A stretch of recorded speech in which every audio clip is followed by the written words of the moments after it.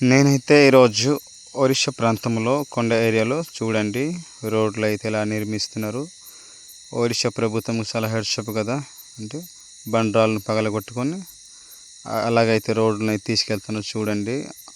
మామూలుగా లేదండి వంతెన. ఇది ఒక చైనా దేశంలా కనిపిస్తుంది చూడండి. ఇటువంటి ప్రదేశాల్లో రోడ్డు చేయడం అయితే అది మామూలు విషయం కాదు. చూడండి క్లారిటీగా నేనైతే వీడియోలు చూపిస్తున్నాను. చాలా చక్కగా రోడ్ అయితే బాగానే నిర్మిస్తున్నారు చూడండి. చాలా చక్కగా ఇంచుమించు 2 years అవుతుంది అట, ఇంకా పూర్తి కాలేదు. ఆయన వదలలేదు, పని చేస్తూనే ఉన్నారు.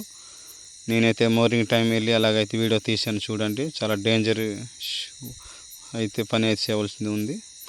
బ్యూటిఫుల్గా ఉంది కదా, కొండలు కోనలు వాగులు వంకలు చూడండి. బ్యూటిఫుల్ గ్రీనరీ అయితే చాలా చక్కగా అనిపిస్తుంది. అటువంటి కొండల్లో రోడ్లు చేయడం అంటే మామూలు విషయం కాదు చూడండి.